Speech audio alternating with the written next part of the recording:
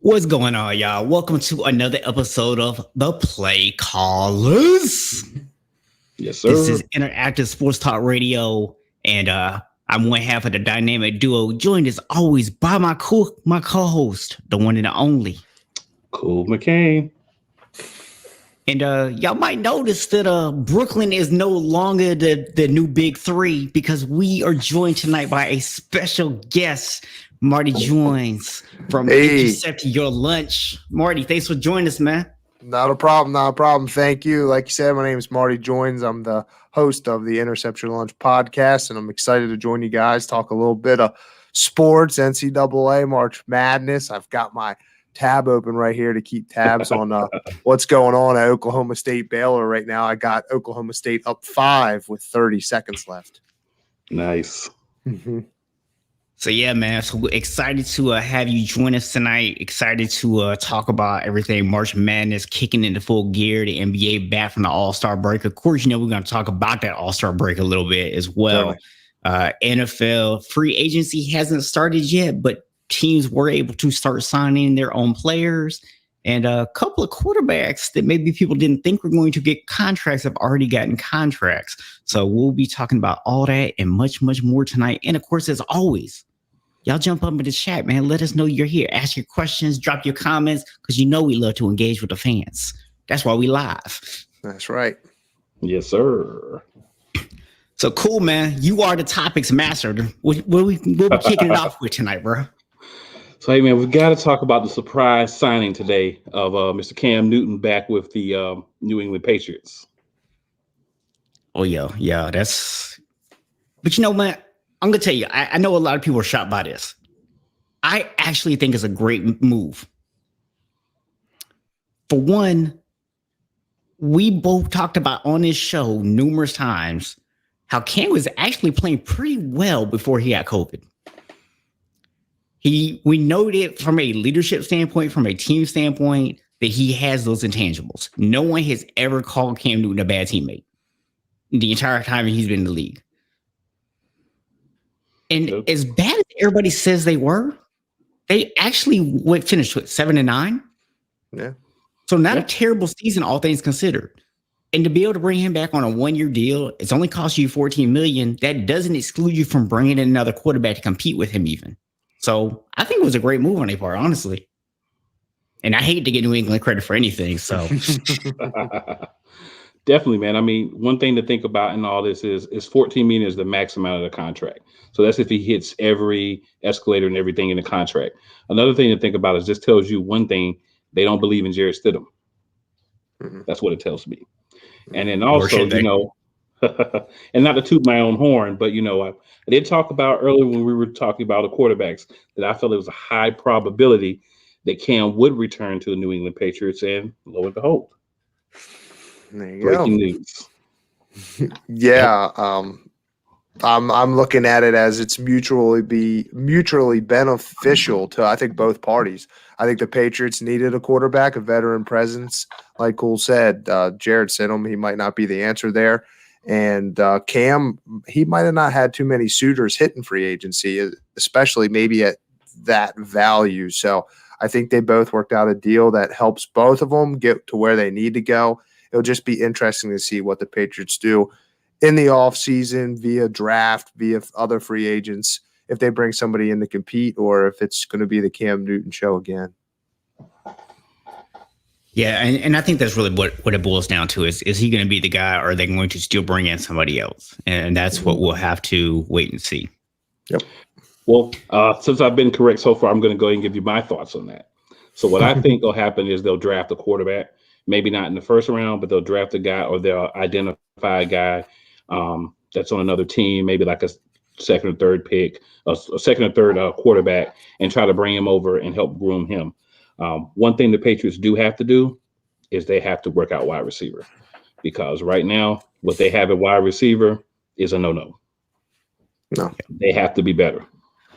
Yeah, they haven't had a dominant wide receiver in a long time. I mean, you can talk about Julian Edelman with Tom Brady there, but last year, I don't know. We could probably play a game right now. Name 2 wide receivers for the Patriots last year. I'm thinking pretty tough right now, and I can't really come up with one. So, like you said, they need to address that position any way they can. Well, the good news for them is they do have the, I believe, third most cap space in the league right now. So they do have the finances to go out there. I mean, they've traditionally have not been big spenders in free agency, but after going to 7-9 last year, they might be willing to spend a little bit more. Yeah. Oh yeah. And we all know Cam can play if you give him some weapons. So. Yeah. And this year's free agency class for wide receivers, I know the Bears tagged Allen Robinson, but you've got a guy like Kenny Golladay out there who played for the Lions last year. I know Emmanuel Sanders got released, a veteran presence there. Will Fuller. There's a lot of top-end talent and middle-end talent that would do great on that team. Yep, a guy like Curtis Samuel wouldn't be bad there either. He's going to be very good from the Panthers. Yep. So they've got plenty of options, and like you said, they've got cap room, unlike a lot of teams in the NFL with the cap going down. So it'll be interesting to see what they do. Absolutely. Now, guys,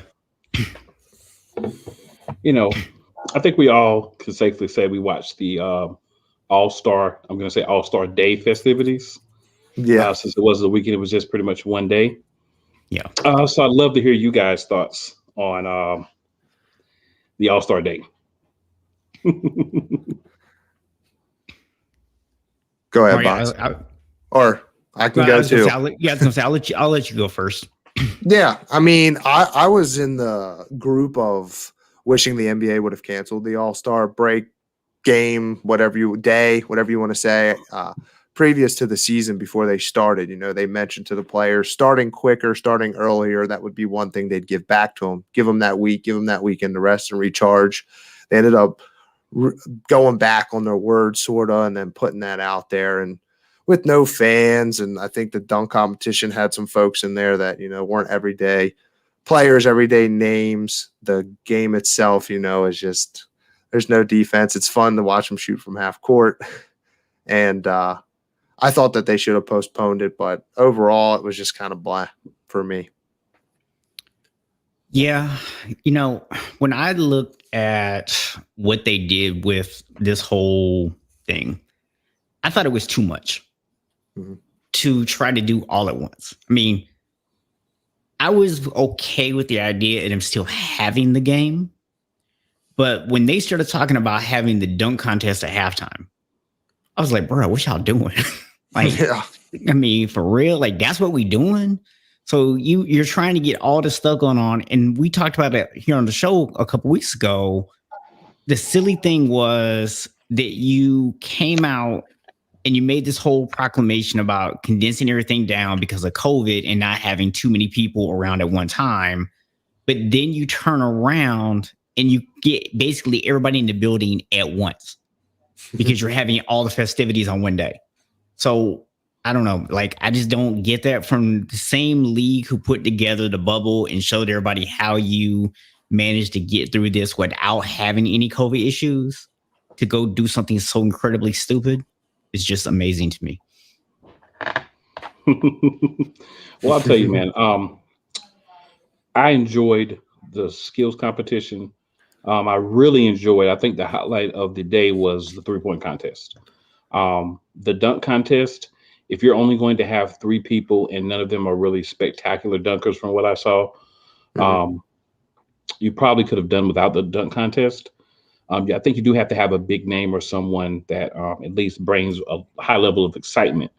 And I didn't feel that from those guys, and not necessarily their fault. If they had a regular, dunk competition with more competitors, it may have been different, but it just didn't feel like, what I would normally anticipate from the dunk contest, which, by the way, is way worse than I remember when I was younger. So it's definitely already went down. I think it took another step down this past year. As far as the game itself, I'm kind of torn.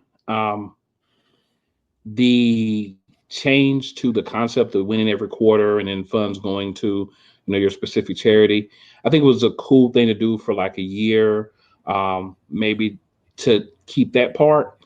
But I think the fourth quarter thing, you've got to do something different. Because if you're only allowing a team that may be down by 20 points, telling them they have to score 44 points, where another team has only scored 24 points to win, that's going to be pretty easy in most of those cases. Another big concern I have about the All-Star games, I think we need to go back to East versus West, because clearly LeBron James is better at picking teams than Kevin Durant. And if you caught the show last week, I called that as well. But yeah, I mean, if you let, and here's the crazy thing about it. LeBron James did get the first pick, but once you got to the reserves, Kevin Durant got 3 picks in a row. None of those picks did he pick Damian Lillard. You clearly were not attempting to win this game. I don't understand. No.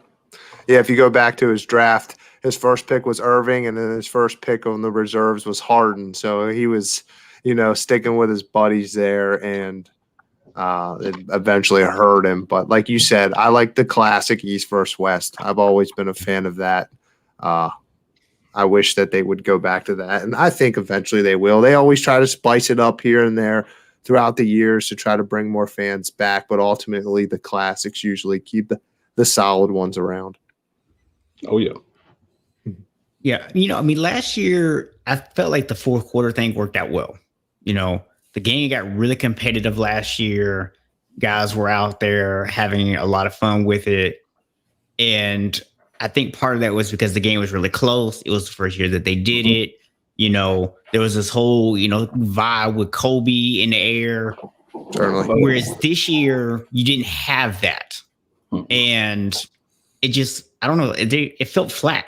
Like it didn't have the same energy and excitement it did last year. Guys didn't seem to want it as bad this year. It seemed like a typical All-Star game. Yep. Whereas last year actually for once felt like a meaningful game. So I understand why you maybe kept it this year because it did work last year. So I'm not necessarily mad you kept it this year. But now that you see that it didn't work 2 years in a row, it's time to scrap it. Yeah.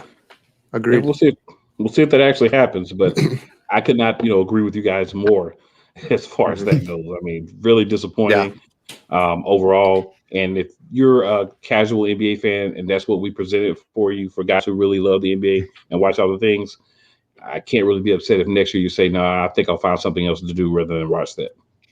Yeah, agreed. I could make you agree with me more, actually. I could say that this level of decision-making has Bill O'Brien written all over it.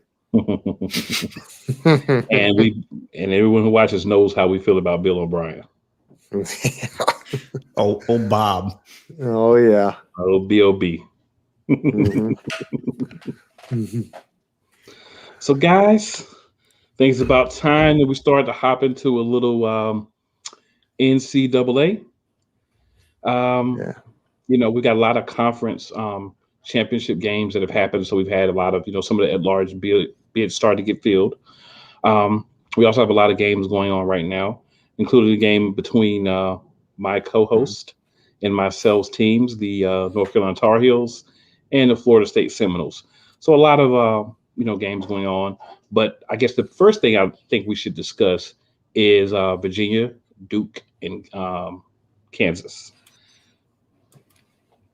Yeah.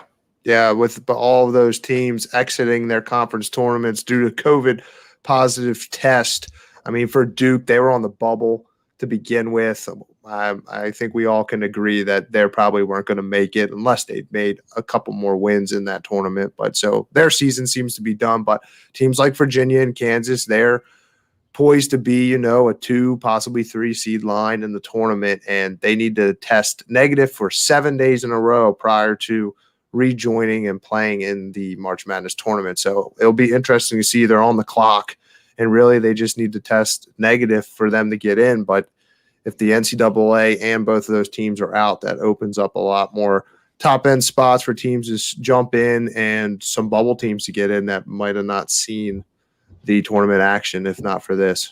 So it's unfortunate, really, for a lot of those, especially Kansas and Virginia, for those teams being where they are now. Virginia could have been poised to win the ACC. Kansas, Baylor just got knocked off by Oklahoma State. Kansas could have had a nice run to win the Big 10 or the Big 12. Yeah. So it'll be interesting to see with those teams out how it happens. And then, with the COVID positive test, if your team gets tested positive within March Madness, you're automatically eliminated and teams move on. So it's just another phase of the game that players and teams will have to account for. It'll be interesting. Yeah, I will say a couple things. Number one, something that a lot of people might not really think about, that these teams like Virginia, who are going to make the tournament, even though they had to check out, is depending on when they get clearance, they're not going to necessarily get a lot of practice time before the tournament actually starts. So there is a possibility, if you have some of these teams, that if they make it and they're able to play, but they're not able to practice much beforehand because they can't meet up as a group, then that might lead to some upsets early on in the tournament that we might not normally expect to see. So that's something that will be interesting to keep an eye on as well. Absolutely. For me, I was just looking up the rules earlier about what would happen for COVID. So basically what would happen is, if it's a team from a league that only has one bid, which is that team, they'd then be replaced by like the runner-up for that tournament, or the best team in the league, because they want to have every team represented. If it's from a conference like all of these guys are, where there would be multiple representatives, just assuming all three teams would make it, what they do is take the first four teams out, and those teams would move in, and then the lines would move up.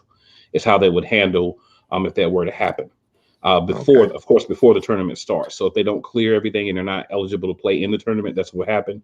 Obviously, like you said earlier, Marty, if they actually make the tournament but then they can't play the games, then it would just be a forfeit, like they had to do in the conference tournaments. Yep. So that could cause some interesting matchups. And then think about the unfortunate situation where, say, a team wins a game or two, and the first game they played, they found that someone from that team tests positive after they played two games. So then you have to look at that team and the teams that they've played, So it could end up being a mess, really. I hope it's not, because I still want to see, the best teams go out there and play and try to win. Yep. But I'm glad that they do have some contingencies in place, because we run across this thing all the time, especially with COVID. We've had so many teams that have had to pause, take breaks. Florida State was one of them. North Carolina actually had some guys make a bad decision, and a couple of teams that said, we're not playing you. So, you've had the same thing kind of affect both of our teams and a lot of other teams in the country. So just hopefully that, they do get to play, guys get to play their games and do their thing, and, get a chance to showcase their talent.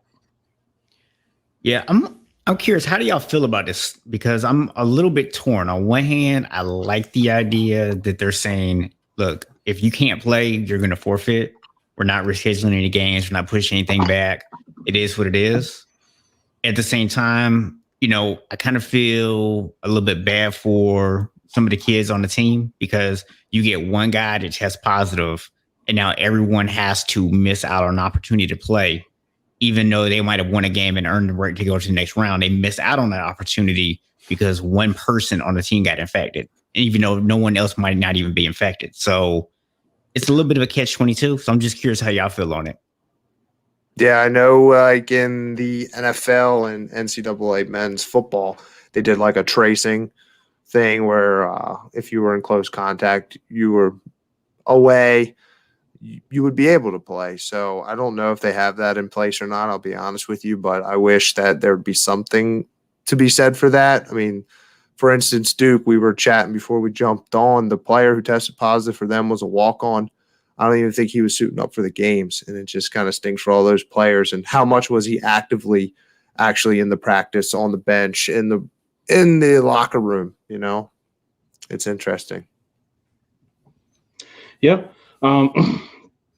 it definitely does kind of suck, but at the same time, the thing that, from what we've learned so far about COVID, is you can have it, you can be asymptomatic. So unless you're going to be able to test everybody, get the test back, and ensure that they're, don't have it within that time frame, because you could take up to 7 to 10 days for, anything to show as far as symptoms. So I think you have to do it that way. It does suck for the other guys if everyone's not infected, but there is such close contact that you really don't have a choice but to do it that way in this particular, type of situation. Yeah. So just real quick, I know we got a couple people that have joined us. Make sure y'all drop your comments in the chat if you want to ask any questions, got anything you want to say. We are being joined tonight by a special guest, Marti Joines from Intercept Your Lunch podcast. So appreciate him joining us tonight. And if you guys got any questions, just drop in the comments like always. Yep. Try to stump me.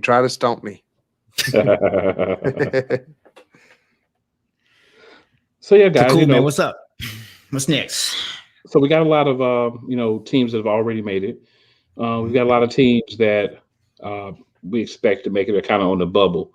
What would you guys think would be, your last 4 teams in if you were picking the last 4 teams in right now? Yeah. I think if you look at that, my last 4, I have Syracuse. I do have them in, although they lost on the last second shot to Virginia. I think they've done enough to get in. They were 6-2 down the stretch coming into that. So hopefully they can make it, because I do think that they're a pretty good team. They've got some shooting on the outside, some experience when it comes to coaching, of course. But that would be one of my teams. I also think UCLA. I know they haven't been too hot, but hopefully they get better and they can make that, because they're another team that if they can make the tournament in any sort of capacity, they'll be tough to play. Seton Hall, I know that they lost today to Georgetown, so that hurts. But prior to the show, when I was looking at it, they were one of my teams, so I was kind of banking on them to win at 6:00 tonight. But unfortunately, they weren't. But I'll still stick with them. Those would be my 3. I think Boise's on the outside looking in. I think St. John's is on the outside looking in. And I also think Xavier's on the outside looking in. And I think somebody like Drake, very good 3-point shooting team, mid-conference, they could sneak in there as well over those types of teams just because of their performances in their conference tournaments. Yeah, well, I agree with some of your lists, actually. Drake is one of those ones. I think with them being in the situation they're in, they're having to kind of sit and wait and see what happens with some other people to get in. But they are definitely a team that can sneak in. Syracuse, like you said, I think they are right there on the bubble. Boise is another team that I think is really got a good shot at getting in. Okay. Very interesting. I mean, between the teams that you guys have mentioned, I think you've pretty much mentioned most of the teams that would be on the bubble. What I'd probably add to it, and Witty Flow, what's going on, man? I see your comment. But what I would probably add to that is we have teams like Wichita State. Wichita State is a team who pretty much has been projected to get into the tournament. They lost in their conference tournament. So when we look at that happen, that takes a spot away. Because now you have someone that was guaranteed pretty much an at-large bid go out and lose in their conference tournament. So you're probably going to have a team that would have made the tournament on that bubble kind of bounce to the outside of the bubble. And that's the most interesting thing for me for the time frame we're in right now with all the conference championships, is because a lot of times, if it's not the small conferences, of course, a lot of those guys, they've already had their championship games. But for the most part, they're going to get one team in. But when you have some of them that have those teams that are consistent, like a Wichita State, like a Gonzaga, some of those teams that you automatically know that they're going to get in, then it becomes a question if someone that was not expected to get in wins a tournament. For instance, if Duke had a win in the ACC, then you're pushing someone else out of the tournament. Yeah. So what I always like to do personally is just kind of watch those games. And then once they're over, unfortunately, it normally doesn't happen until Saturday night, and then kind of get a good idea of who I think will be in and out of the field. Yep. Yeah. I mean, I like to do the same thing, but you asked. So, Of course. Hey, we got to give the people some thoughts, right? We can't just tell them, right. Hey, wait until Saturday. Yeah, wait till I'll know who's in it Sunday at 6 p.m. Yeah. Chat back with me next Friday night at 8:30, and I'll tell you who's going to get in. That's right. I'll tell you everything that's going to happen. I'll even tell you who wins first round. We can get a little graphic that says pre-recorded and fake it, right? Just, That's right. Yeah. Yep. But what we really want to do that, actually, probably. No, I no. can't speak for everyone else, but I mean, I wouldn't be 100% against it, just to be honest. There we go. Oh man. So, guys, let's switch it up a little bit here. So, we did kind of touch on the All-Star game, but I kind of talked about this myself last week, but love to get some more, opinions on it. What do you guys think were let's say your two surprise teams through the first half of the NBA season and your two disappointments? Go ahead, Box kicks off. So one of my big surprise teams, and not really a surprise that they're good, but just how good they are, is the Utah Jazz. They're a team that coming into the season I would have projected as probably a 4 or 5 seed. So while I would have had them as a playoff team, they have definitely surprised me in how well they have played. A disappointing team, because this was a team that when we talked about this, before the season, in that whole month and a half that we had off between the end of the season and the beginning of the new one, the Dallas Mavericks. That was a team I expected a lot more out of, and they're just not playing very well at all. So that's my surprise team in terms of who's doing bad. Yeah, I'll follow up that Western Conference, a team that I think a lot of teams thought had the potential. How they played in the bubble, the Phoenix Suns. They were really hot in the bubble coming out. This offseason, they add Chris Paul, currently sitting in second place of the Western Conference. They're 8-2 in their last 10. They look to make the playoffs and do something they haven't done down there in a long time, which is win some playoff games. And then again in the Eastern Conference, a team that got a lot of hype this offseason, the Washington Wizards, adding Russell Westbrook, having Bradley Beal, having that duo backcourt, and everybody talking about having duos to win championships. You had a bunch of them around the league. They're, not in the playoff hunt. They were playing well prior to the All-Star break, but they're just a team that I don't even know if they'll make the playoffs. If they do, they're a first-round bounce, in my opinion. So that would be a disappointment from my end. So for me, the surprise team that I would pick would be the Golden State Warriors. They are sitting at 10th place right now. But with the rules that we have in place this year, you're in the top 10, you have a chance to make the playoffs. I think when you look at the fact that they only have really Steph Curry, who a lot of people kind of slept on, I believe, as far as what he would be able to do, the fact that he's been able to honestly pretty much carry them himself to still being in the playoff hunt is very impressive for me because it shows how good of a player he is, whether a lot of people wanted to acknowledge it earlier in the season or before the season or not. He's definitely a guy that can carry, a team, and he's been doing it all year. And I believe this is a team that's going to be able to pick it up and make the playoffs and make a run, maybe even win a series. Mm-hmm. As far as a disappointing team, I'm going to go to Denver Nuggets. Right now, they are in 5th place, but this was a team that was, a top 3 team last year, kind of broke away with both of the LA teams away from the rest of the conference. And this year, we've seen a lot of regression with Jamal Murray. Jeremy Grant left, Mason Plumlee left, so they lost a little bit of that bench. They did add JaMychal Green, and then Michael Porter Jr. has been a little bit more inconsistent than expected, and the coaches kind of had him on the leash some, so pulled him some, let him play some when he should have. So I think that's a team that's disappointed me quite a bit from the Western Conference, and then a team that's surprising based on what they have been able to do. Now I'll go ahead and start it off for the Eastern Conference. There's one clear team. I'm going to be lazy and pick them, and that's the New York Knicks. There isn't anyone that expected the New York Knicks to be in the playoff hunt whatsoever. And they sit right now at 7th place. They're at 500. Again, the top 10 teams, the way things are going now, all have a chance to make the playoffs. So very, proud of them for being able to do that. Based on the talent that they had and the expectations that most had, even their fans going into the season. And then a disappointing team. Oh, go ahead. Now, I was just going to say on the Knicks, you're saying that they're the 7th seed right now, but remember, record-wise, they're basically the 4 seed. So, they're just 1 or 2 games goes a different way for a couple teams. They could jump all the way up to 4 right now. So, Definitely agree true. with you that that's one of the surprise teams in the East right now. Absolutely. And as far as a disappointing team for me, I'm going to go with the Toronto Raptors. They are in ninth place, but this is a team that for the last 3, 4, or 5 years has been a top 2, top 3 team, and now we're seeing them drop all the way down to ninth place and kind of be in that fight to even have an opportunity to make the playoffs.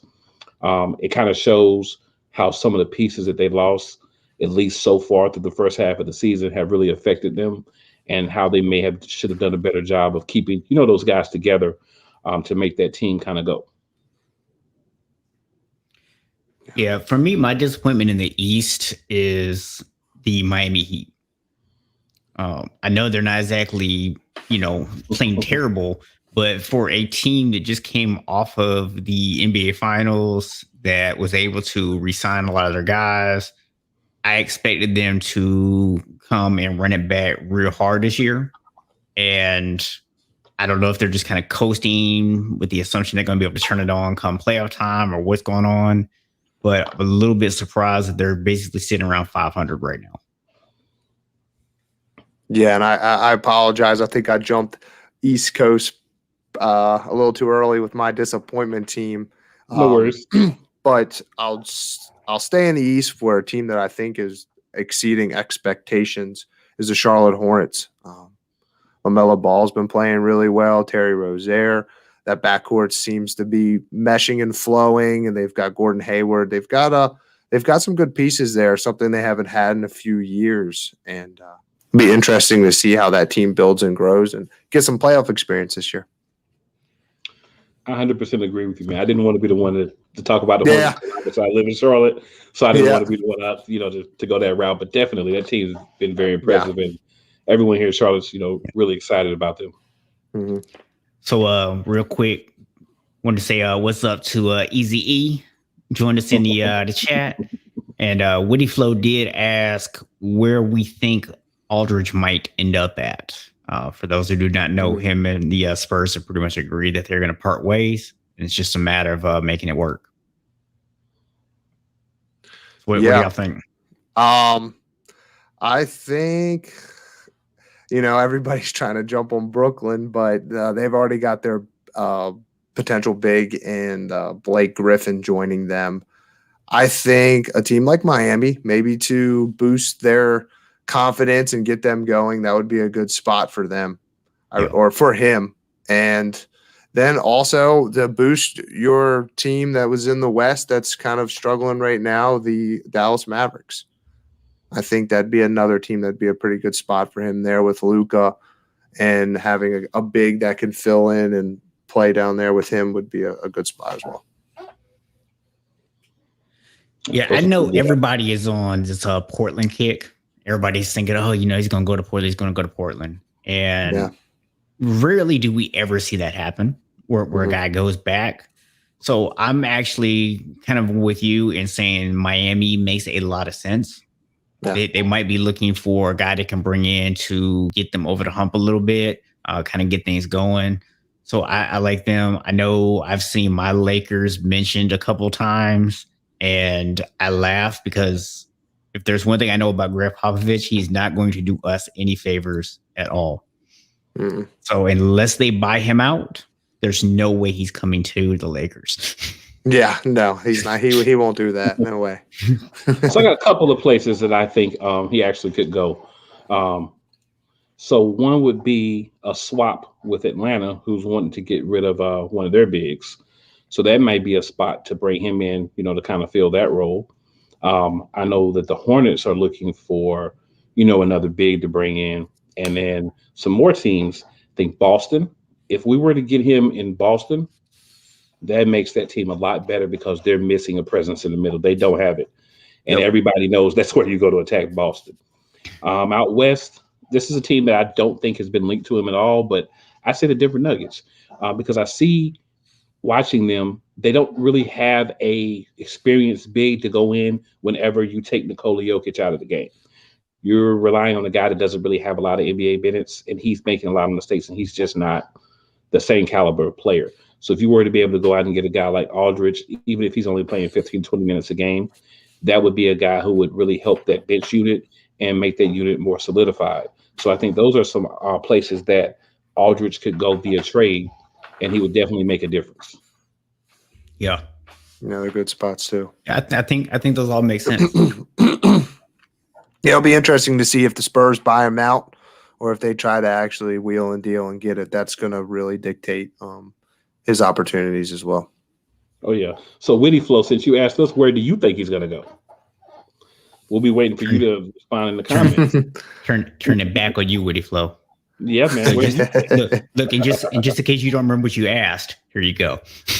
Yeah, we'll keep it highlighted for him. I see he responded Buzz City. I'm not sure. I don't think that was the response to where he thinks he'll go. I think we were talking about him. That was earlier.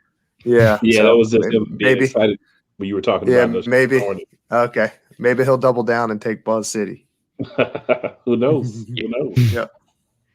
Yeah, you'll get used to the live thing here, man. It's a little off because comments come in about 20 seconds off from when we talk about it. So you just kind of get used to it. Yeah. Every now and then you'll see a comment, you're like, I have no idea what they're referring to. Yeah, but if you think back about 5-10 minutes, you remember. Yeah. Somebody just come in and be like, oh yeah. You're like, I don't know what you're talking about. Gotta love it. Oh yeah. Always, man. Always. Mm-hmm. So, guys, we are obviously we're a podcast. We talk a lot about the NFL. Oh yeah. So we're starting to have some guys, get released or not, get re-signed or not franchise tagged. What one person do you guys think could make the most impact that was not kept or is already a free agent that can make the most impact on a team? Oh, you got Witty Flow answering you back. He likes the Celtics, but if he comes to Buzz City, he's all in. All right. Yeah, following back on your question, cool. I think a guy like Shaq Barrett, pass rusher for Tampa Bay, they're gonna let him hit the market. Be interesting to see what he does if he tries to chase the money, if somebody gives him the money. But that's a guy who was very, very talented and big piece of that defense. And I know they want to try to bring him back, but if they're not able to, I know a lot of teams out there would love to get him. And if he can stay healthy, that's a big thing. But Kenny Golladay of the Detroit Lions, he has shown potential. Last year, he was banged up, but the year prior, I think he had 14 touchdowns. So he has shown potential there. That's his knock. But he could be another guy who can join a team that might be missing that presence on the other side. They might already have a guy, and if they can run two wide receivers and have them, that would be a big, big guy to push a team to make some noise in the playoffs. Hopefully, two good options. Mm-hmm. I'm actually going to go with a couple of guys that played for my 49ers last year. One is Richard Sherman. He's a guy who brings a lot of veteran leadership. If he goes somewhere with a really young secondary, he's a guy that can come in. He's basically a coach on the field. He can come in and really help guys get situated into the defense and get things figured out and help them to grow. So, we always talk about, guys who are in their prime and having the impact with their play. And, sometimes we don't necessarily talk about guys who still play pretty well, but are also able to develop your other players. And Richard Sherman is definitely one of those guys. Another guy that's, in that same list that we could not franchise, that we actually got from Washington is Trent Williams. Anytime you have a left tackle who's going to hit the market, that's going to be a guy who can have a huge impact because everyone needs a left tackle. So, very true. There's obviously guys out there who already feel like they're comfortable with what they have at left tackle. They're not necessarily going to go after him, but you do have, at least a couple teams is going to be looking for a new left tackle out there. And because you do now have a few coaches out there coming from the Kyle Shanahan tree, so to speak, between him and Sean McVay and the coaches they're putting out running a very similar system, a guy like how Juszczyk may be out of our price range. We might not be able to keep him. He might be able to go somewhere and help implement that offense somewhere. So a couple guys that I think could have an impact that played for my team last year that we may not be able to bring back. First, I have to say, not surprised that the guys that you picked were guys that played for the 49ers. had to throw that in there. Nor am I going to be surprised when you name all the guys that you would like on the Philadelphia Eagles. Yeah. That's not going to happen, though. Now, my first guy, I think, is Alex Smith. I think wherever Alex Smith does land, the knowledge that he has for the game, and the humility he's shown, because he's been on a lot of teams where he's been replaced with someone else as a starter, and he's shown a lot of humility and the willingness to work with those guys and help them. So definitely think that he's a guy that wherever he goes, he's going to make that team better. I don't think he's going to be in the starting role more than likely, but he'd be good to, if you get a young quarterback, maybe bring him in, or if your anticipation is getting a young quarterback, bring him in as a backup or a guy to kind of, fight with him to see if he's good enough to get that starting job and not just handing, the kid the job. Another guy I think will be will make a big splash.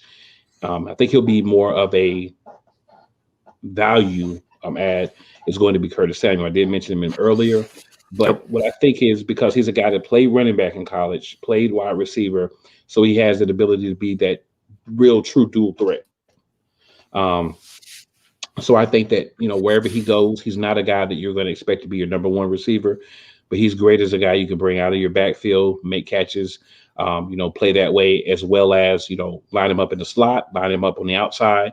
He knows how to run routes. He's developed that ability while he's been, with the Panthers. So he's a guy that can be a great dual threat for you, and a guy that you can plug in kind of like a positionless athlete that can play, multiple things for you. So I think those are two guys that will really make a difference that are currently free agents.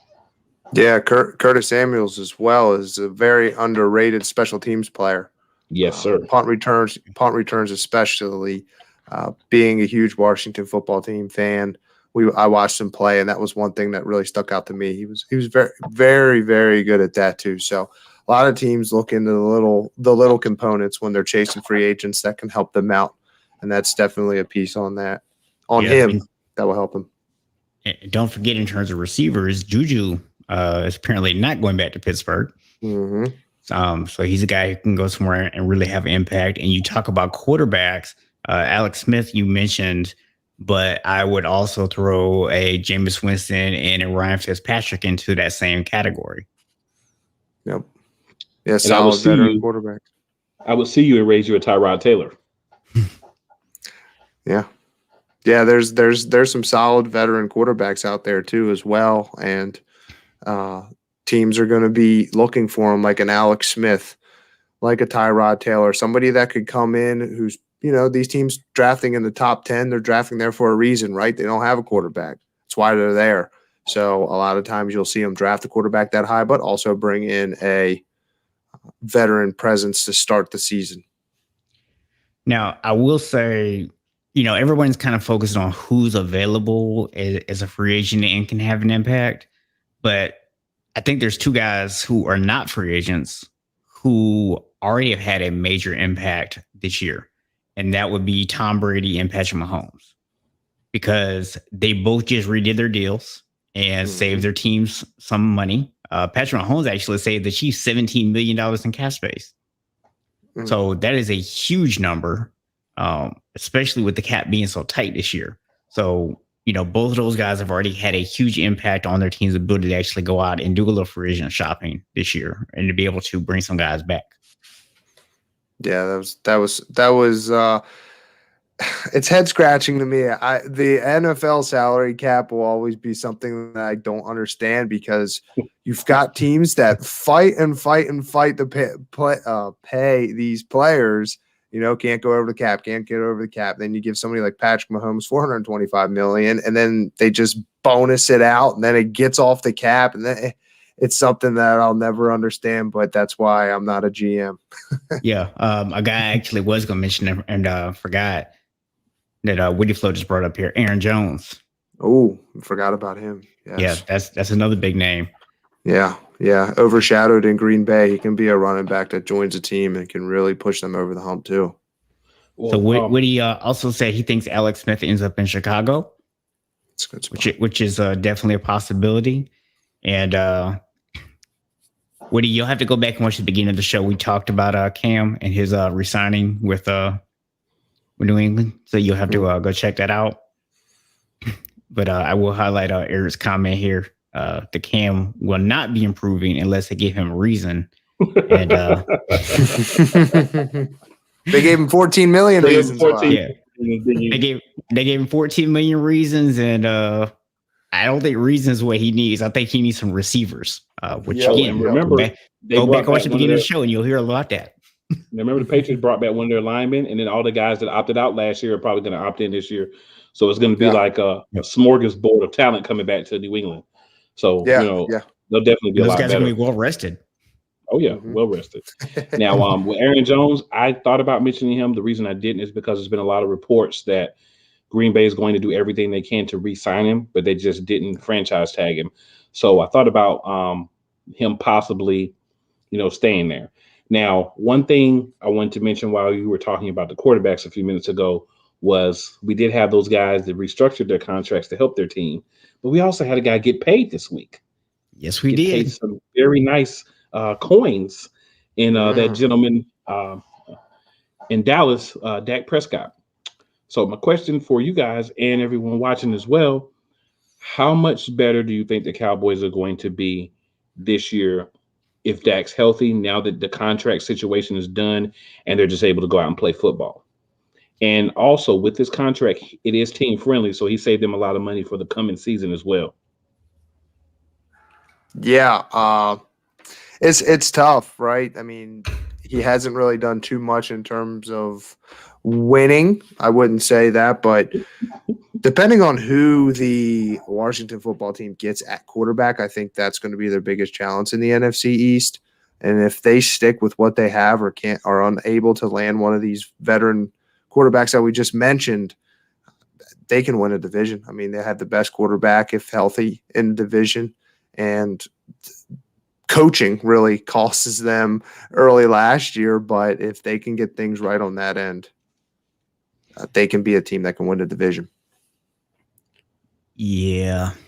So I don't really think they're going to be this great team. Now, they'll be better than they were last year because, they had Andy Dalton quarterbacking and some other jabroni like every other game pretty much. So, but let's not forget what the Dallas Cowboys record was when Dak was starting. Here's a hint if you don't remember. They weren't winning games. Yeah. They had won one game to be exact. And that was really more that Atlanta lost a game than it was that Dallas won a game. Very true. Because that's what Atlanta teams do. They blow games. We all know this. Yeah. It's a Georgia tradition. It's a Georgia tradition, not just the Falcons. Yeah, the whole state. Yeah. Now I want to point out for you guys that are watching that Marty is a football team fan. That's why he made that erroneous statement about them being the best team if they get a quarterback. You can't tell me Jalen Hurts. You can't tell me Jalen Hurts is going to get you 10 wins this year. No way. We're not going to need Jalen Hurts to get us 10 wins this year because we have this fluky coaching staff, and we always have a coaching staff that does well their first year. The problem comes years 2 through 5. That's a very good point. Very good point. But no, seriously, highlight a couple of comments for you here. Mm-hmm. So Woody Flow says that Dallas defense is funky. Not sure what Dan Quinn's going to do. Well, I'm going to tell you like this, Woody Flow. My thoughts, and you guys tell me if you disagree with this at all. What we saw in Atlanta was a defense that did not play well. And we're not just talking about last year. We're talking about through Dan Quinn's entire tenure, that defense really did not play well consistently. What we also saw was the exact same guys started to play better defense when Morris actually took over as the interim head coach. We did see that. So you're supposed to be a defensive guy, but yet you couldn't get your defense right. And then when somebody else took over for you, all of a sudden the defense got better. So if I'm a Dallas fan, I'm about as excited for this as I was for Mike Nolan, which was not very. Well, I'll answer the question in regards to Dak, not as a Dallas fan, because clearly they're going to be, excited because they believe that a lot of them at least believe that Dak is this great quarterback, or they think Dak sucks, which I think both are hilarious. I think it gives you some consistency there. Of the quarterbacks in his draft, he's proven to be the one guy that you would definitely should have paid the money to so far. I think he makes them better. They're still an average team unless they can do better on the defensive side of the ball. Truthfully, and I think Whitney Flo did allude to this as well, the main problem they have is their defense is just really bad. So the fact that his contract is structured so that it does help them cap-wise to give them some money to go and try to get some defensive players was something that was wise for him to do and for the organization to do. But I do think, again, he'll have a great year statistically. He's done that most of the years he's been in the league. But wins and losses are where it's concerning if you're, a Cowboys fan. Yeah, and just to highlight E's comment here, that he couldn't do it with good players when he was healthy. So the real question, what else does he really need to actually push forward? And I believe my co-host has already answered that question. He needs better coaching. Yep. Yeah. Yeah. They need better coaching all the way around there. And Dak gives them stability, which a lot of teams in the NFL don't have at the quarterback position. Yep. But the instability from ownership all the way down to coordinators in the Dallas organization is what really fails them year after year. Yep. I'm going to go ahead and slide this in there as well. So there was a report a few days ago that came out that Jeffrey Lurie, the Eagles owner, who's turning more and more into Jerry Jones, has told Howie Roseman that he wants Jalen Hurts to be the starter. And he's fine with bringing in another quarterback, as a backup or to push him, but he wants Jalen Hurts to be the starter. I'm not going to go and revisit my rant from a few weeks ago, but I will say this. Jeffrey Lurie, you don't know football. Okay? You don't know football.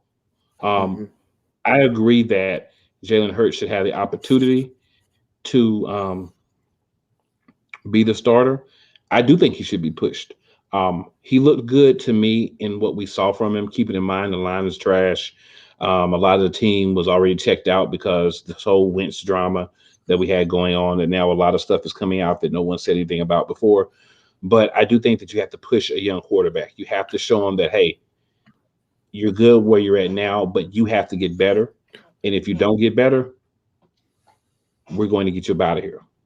Or you'll sit on that bench and hold a clipboard. So I think that needs to happen. So I'm a little concerned with Jeffrey Lurie meddling. Like I said, I don't want a Jerry Jones because we saw what Jerry Jones has done to the Cowboys for the last 25 years. And I don't want a repeat of that, in Philadelphia. So hopefully it works out with Hurts. But I do hope we bring someone in.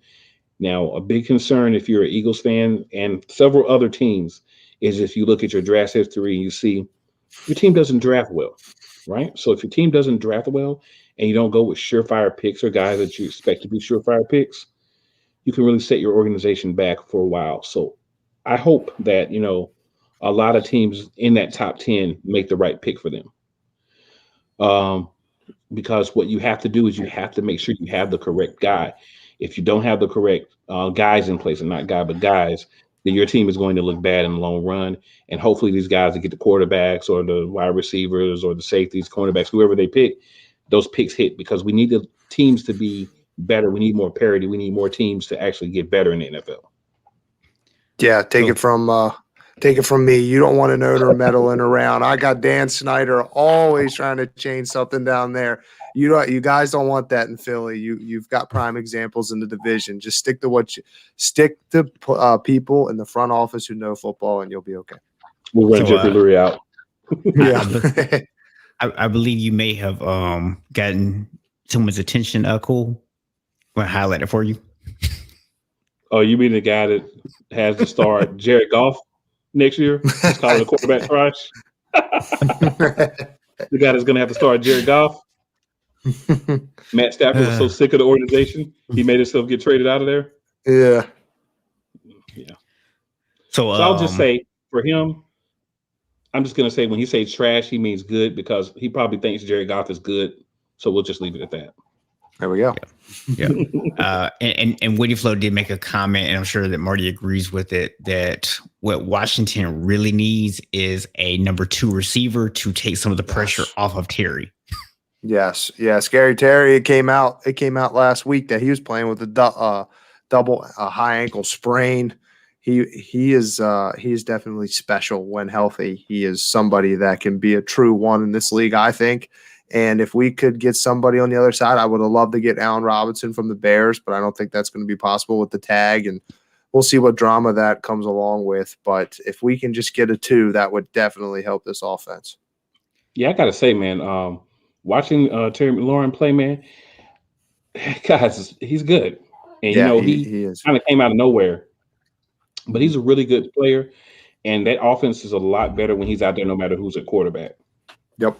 Yeah, I mean, and you look at his stats, they're not mind-blowing. They're solid. But then you have to remember, this dude is seeing like double and triple teams like every single play, and he has trash at quarterback. And he's still putting up these numbers. If he actually had another weapon on the field and a real quarterback, this dude might be considered one of the top 5 receivers in the league. Like universally. Yeah. I mean, look, in the last 2 years he's played, he has had Casey Keenum. It's going to take me a while to name them all, so I won't bore everybody's time with it. But from Casey Keenum to Dwayne Haskins to Alex Smith to Kyle Allen to Josh Johnson to Mark Sanchez was even in there. I mean, we have had a slew of quarterbacks, but yet he's still consistent. So if we can get consistency from the quarterback, we might even see a higher level play from him, which would be even more astonishing for the stats here in Washington. So Woody did have a question that he wanted to know. Do we think that Carson will be better than Rivers in Indy? Mm-hmm. Yes. Yeah. So cool. I'm going to let you take that one as the Carson Wentz expert in the room. I'd say yes, because they're going to coddle him and baby him, and that's what he needs to be successful. I agree. Last year, I made the bold prediction of preseason awards and took Cam Newton as my MVP. I thought that he was going to do really, really great in New England. I'm going to go out on a limb and say my preseason prediction is that Carson Wentz will be in the MVP conversation next year. I really think he's going to do great in Indianapolis. Like you said, he's going to be with Frank Wright. They will baby him, get him where he needs to go, but they've got the pieces in place to make him very successful, in my opinion. Yeah, it's one of those situations, I think, where people are going to look back on it and they're going to foolishly say, oh, the Eagles messed up. They should never let Carson Wentz go, because I think he's going to have a good season. And they're not going to understand that he was in that position because he went somewhere where they were willing to baby him. He went with a coach that was willing to play to his strengths. He's going somewhere where he has a team around him, where he has a great offensive line, where he has weapons to throw to. In other words, he's going to a situation that any one of us 3 could go to and probably be pretty successful, even without having the talent that Carson Wentz has. So it's not like Carson Wentz is complete trash. No, it's not. It's that he's a terrible teammate. Mm-hmm. And go ahead. I'm sorry. No, I was just going to say, and terrible teammates, when your team isn't playing well, when you have the kind of injuries Philadelphia had last year, and you're a terrible teammate, you're going to rub everybody the wrong way, and you're going to make it really hard on yourself and everybody around you. When you're winning, no one cares that you're a jerk. This is very true. Very true. Here's the thing. He's basically doing the same thing that Tom Brady did last year. He's going to a team that has everything else and just needs that guy at quarterback. So here's what I would like to watch. We're talking about a 17-game season next year. Through 17 games, number one, is he going to stay healthy? Number two, is he going to stay mentally in the game that entire time? If they have a stretch where they lose a couple of games, a couple of guys get ticked off with him in the locker room, how's that going to play out? The other thing is, can they fix his throwing motion? And then the very last piece is, what can they do about his poor decision making? Those are the things that are going to have to be fixed, or they figure out how to work around those things in order for him to reach, his potential. Because now everyone knows he'll make a bad read, and as a guy that's been in the league 5 years, some of those reads that he made, you cannot make. It's unacceptable. Yeah. Yeah. I mean, it's, but again, when you have the right talent around you, some of that gets hidden. Yep. When you have guys that can go get the ball, when you have guys that can get separation for you, make those solos easier, versus when you're having to throw to guys that really should be not even on the active roster because you've been so decimated by injuries. Well, I will say this. The Eagles wide receivers didn't get a consistent separation, but the times when they did get consistent separation, he wasn't looking at them. So there wasn't a throw that could be made if he's not looking. So his reading the field is going to have to pick up as well. But these are all things that Frank Wright did well with him when he had him in Philadelphia as his OC. So I think those are things that he'll be able to fix, or at least put together a couple of good years with him. I'm not in the camp that says, I hope Carson Wentz goes to Indianapolis and sucks. To me, he's just another quarterback now. He's just another quarterback that's not an Eagles quarterback. So I don't have any, extra hatred. I kind of appreciate him because we got out from under that ridiculous contract that Howie just threw at him, which Howie seems to do a lot with guys that are already on the team. And we'll just take the big hit the 1 year, but we carried over $20 million in cap space. So that'll, help out with that quite a bit. So I think it'll be a win-win. All jokes aside, Dawad, I was reading an article earlier, and it led me to an article about Deuce Staley and how he was complimenting your running back room and saying that you guys have some solid guys in there that just really need to be coached up, and that he thinks he can get a lot out of those guys, and he thinks he can turn your rookie from last year into a Pro Bowler. So you've got a guy there now. If your guys don't produce as running backs, it's no one's fault but theirs, because Deuce Staley is bona fide and certified that he can turn any running back into a good running back. He did it in Philadelphia with some really questionable guys thrown in rotations with some really good players. Yeah, you guys always seem to have a good running back room, from Brian Westbrook, LaShawn McCoy, even when they brought in like DeMarco Murray. I don't think he did too bad there. And even just as recent as Miles Sanders. They've always had some good young talent there because of him. And you might see the Eagles struggle with some of their growth at running back. It'll be interesting to see Miles Sanders in a new system.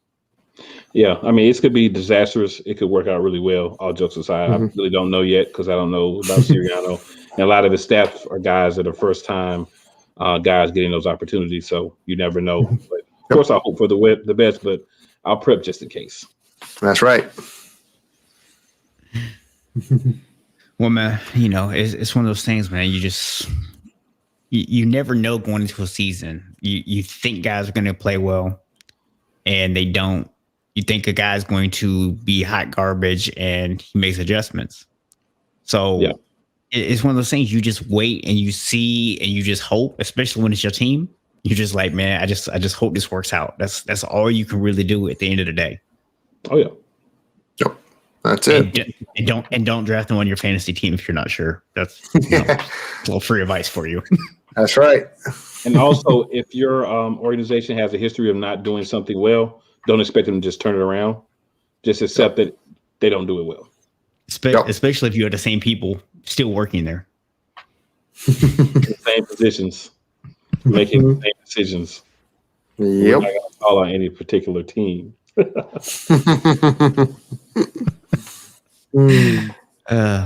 The only person I've ever known that has the number 6 pick in his draft and is like, man, I would just hope we trade it because then we can't mess it up. Yep. Or the right person just falls there and someone like gives Howie his favorite meal and he kind of walks out and they just go ahead and slide the card before he can change it. I don't know if that trick works on Howie. You could have pulled that with Andy, but I don't know with Andy, it could have been any meal but that's why I said his favorite meal with Howard. That's right. Yeah, that's right. So worst Eagles GM, Howie or Chip Kelly? Gotta go Chip Kelly. Chip Kelly. Worst Agreed. anything right now is Chip Kelly. I just had to make sure that you hadn't been taken over by aliens. Head coach is Rich Kotite, always. Mm-hmm. Worst head coach, Rich Kotite. Can't really argue with that. No. I can't even tell you who the worst 49ers head coach is. We had some rough years there. For us, it had to be a few years ago as Washington fan. Jim Zorn. That was a tough, rough couple of years there. Like we talked about, Jeffrey Lurie getting involved. Dan Snyder got involved in the hiring process and made the great decision of hiring all coordinators prior to head coach, and then pitched to the head coaches, these are your coordinators. Would you like to come? And of course, nobody wanted to take that role because they couldn't fill with their guys and their system. So then he ended up having to promote the offensive coordinator who he hired in Jim Zorn as the head coach as default before the season got too late in the beginning stages of the season. And yeah, we had some really rough years with him. He started 6-2 actually, and ended the season not winning a game the rest of the year. And then the next year, going 30-13. So yeah, I've got some fun times. I'm not a football team fan, man, but I felt bad for you guys. I found out Jim Zorn was going to be your head coach. I was like, oof. Yeah, that's rough. That's rough. And then I see him like he's a head coach and then the new XFL. He was coaching a team there, and I was like, yep, yeah, just not even 10 years ago, you were the Washington football team coach, and it's just crazy. It's crazy, but better years to come. We've got a guy in Ron Rivera who seems to be turning it around, so I've got all faith in him. He's a solid guy, man. The thing is, man, in the NFL, things can turn around so quick. I mean, just a perfect example. Think about it this way. The 49ers were in the Super Bowl in 2013. They made the Super Bowl again 6 years later. In between those two Super Bowl appearances, we had, 4 head coaches? That's crazy. So, I mean, sometimes it's just a matter of you just have to go through it and get the right people in there and make the right moves. But you can really turn a team around in just 1 or 2 years with the right moves. Yep. Yeah. It's just in the NFL, man. It's just that's why they play every game, and that's why it's the most fun and exciting sport to watch here in the United States. Yep. So, Box, just want to let you know, man, 35-24, you guys are up at halftime. I just saw that. I was going to mention it, but I didn't want to start any wars on the live stream. It's okay, man. It's 11 points. Either we'll be able to make it up, or we'll get. I got YouTube TV going on the tablet right now, sir. There we go. What kind of sports show would this be? What kind of sports show would this be if we didn't all have live sports on our tablet? Yeah, exactly. You know, Hulu has live sports. I want my check, Hulu. That's right. That's a plug right there. Wait, look, YouTube, holla at me. We can get this started. You know what I'm saying? You got to compete with Hulu. I got you. You know what I'm saying? We can make you an official sponsors of the Play Call Sports Talk Show. Woody wants to let everybody know, man, that Ron is going to get a ring in the football team, man. That's right. So, Woody, I'm just going to say that if Ron's getting a ring, he must be getting married. He must be renewing his vows. Yeah. I can't argue too much. We don't have the track record, but I gotta have the faith in the guy. I'm hoping, Whitney. Hey, he's better than some of the people you guys have had. So I'll tell you what it would take for me to actually root for Washington to get a ring. They need to be playing the Patriots. If the 49ers are out of the playoffs, you're in, and you're playing the Patriots, I would definitely cheer for you. There we go. If you're playing against Dallas, I would definitely cheer for you. Yeah, I would. Yeah. If you're playing for anybody in the NFC West or the Tampa Bay Buccaneers, I will root for you. All right, I'll take it. I was rooting for you in the playoffs this last year, actually. So yeah, I was going to say you had a root for us in the wild card, but Yeah, anytime you play the Tampa Bay Buccaneers, you definitely have me cheering for you. That's right. I would go so far as to say I would cheer for you if you were playing against it. I would cheer for Dallas if they were playing against the Tampa Bay Buccaneers. Yeah. So now Woody over there talking about 15-1. Come on, bro. Hold on. we got to give you the Bron Brady treatment on that. Where's Bron tonight anyway? I don't know where this way GOAT Robbie lowercase GOAT is tonight, man. I'm not sure. Look, we're putting this on the screen. It's now saved for eternity. Anyone who watches this video is gonna be able to see it. So if y'all go anything less than 15-1 next year, we now got the proof. Jeez. He says he knows these things, man. Okay. He says he knows it. Pressure on him. But by the way, y'all be on the lookout. Sometime here in the very near future, we are trying to work some stuff out, and Woody Flow is going to be putting together a little intro for us. So yes, sir. Y'all be on the lookout for that. But y'all go check him out on his YouTube channel too. So yes, sir. And he said, "Quoted." Oh, you quoted it. It's on the screen, yeah. bro. It's on. It's on. Yeah, we're quoting you. We're quoting you. Yeah, you quoted. Got you on that. We got you on that. You quoted, screenshotted. Ain't gonna be no deleting this text. You ain't. There's no getting rid of that, sir. We have video evidence. Yeah, that's right. You can close your Twitter down. Don't matter, man. It's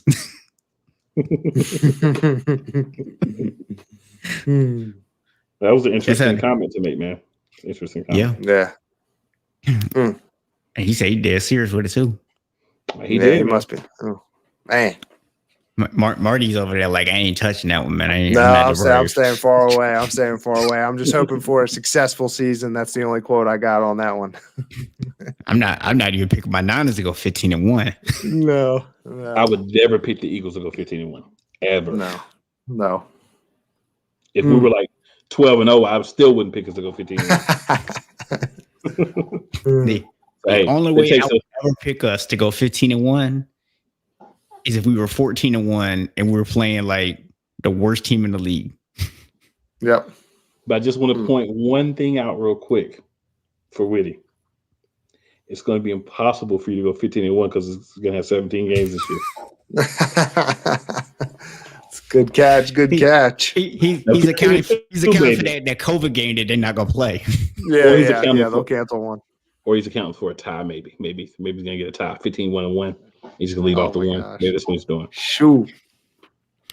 He's going to wait till they change the name, and then when they don't go 15-1, he's like, no, I said the football team is going to go 15-1. See, since we're not a football team anymore, you know.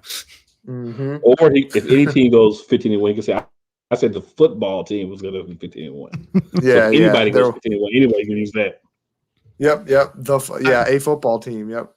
I'm not gonna lie. I said it several times on the show, man, that I wanted Washington to win last year. Once I knew the 49ers were out of the playoffs, I was like, I'm all in on Washington winning the Super Bowl for no other reason than the fact I just wanted to be able to say the football team won. Yep, that's it. That's the only reason I was in on it. I didn't actually care about Washington. I just really just wanted to be able to just say the football team won the championship.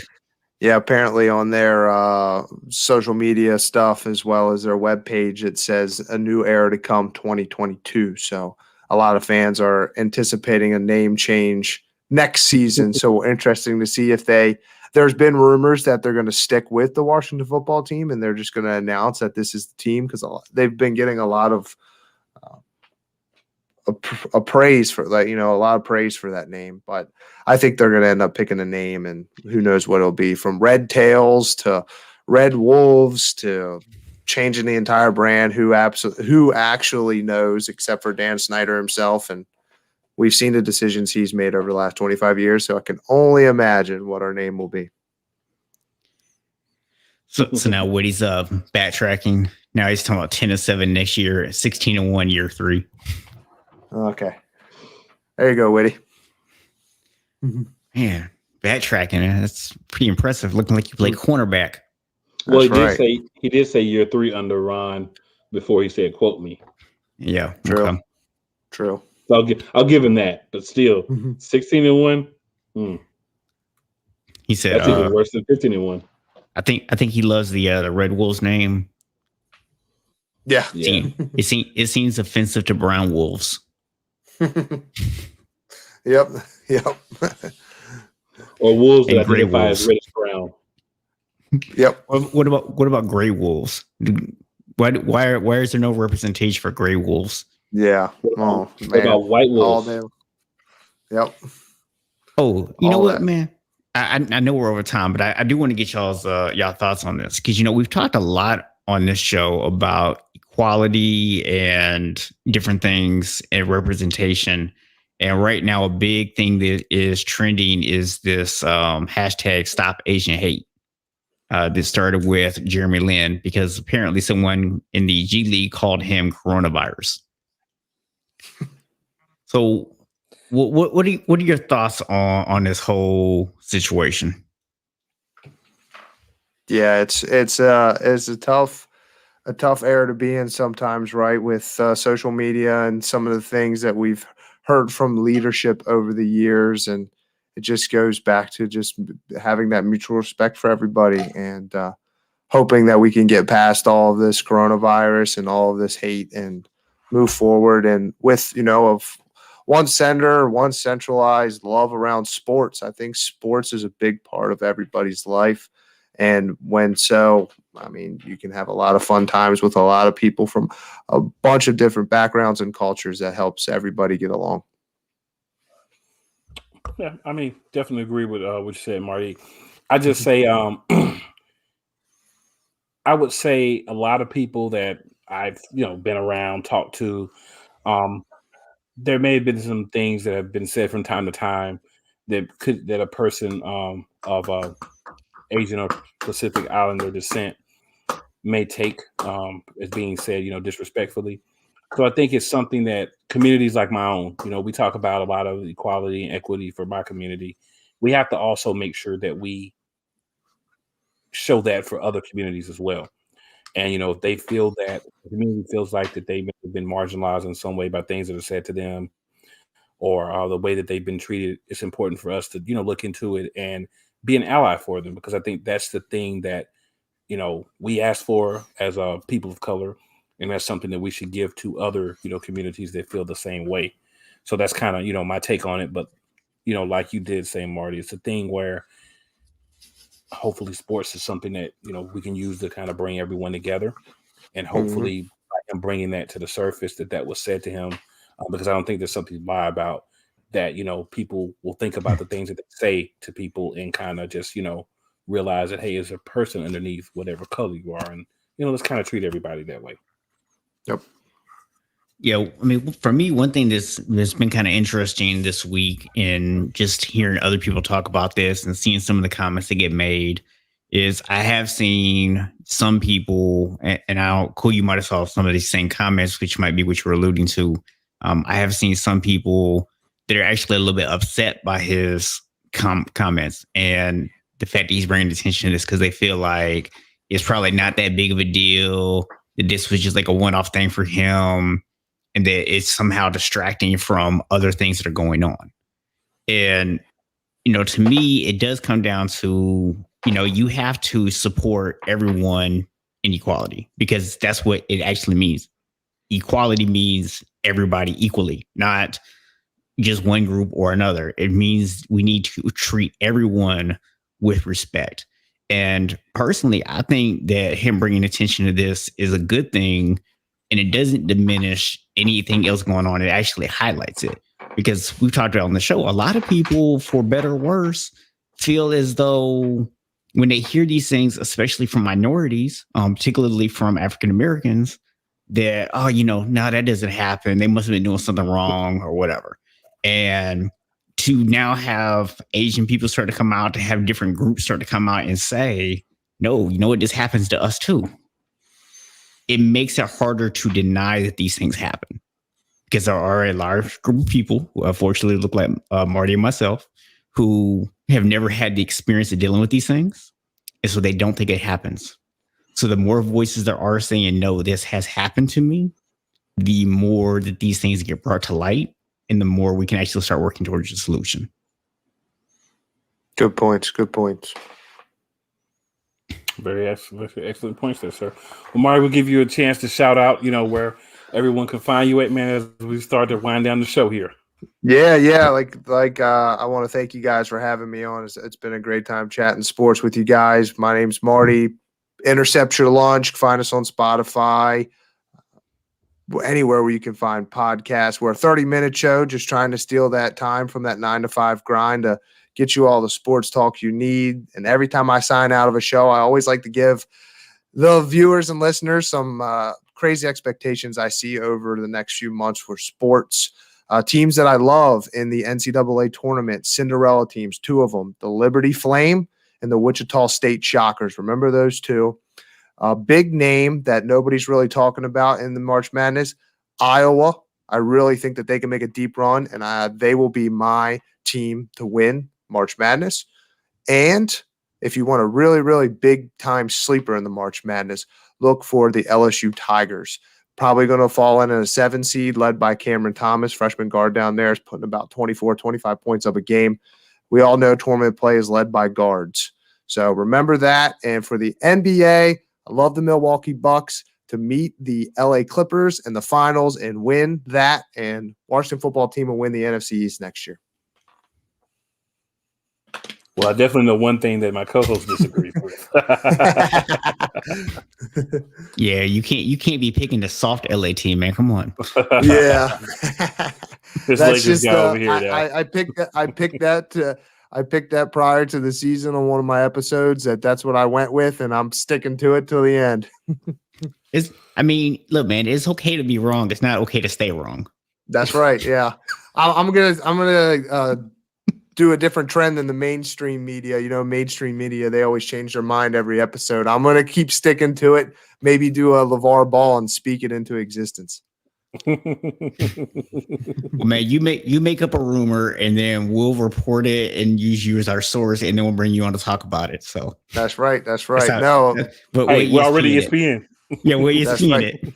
That's right. No, but seriously, guys, I really do appreciate this. It's been fun, and I think Cool's jumping on with me in a few weeks, next week, to talk how the tournament's shaping up. So we'll be able to give you all the insight you need there. And again, it's been fun with you guys. It's been a blast. It doesn't even seem like it's been an almost hour and a half. I feel like it's been 5 minutes. I'm really enjoying this.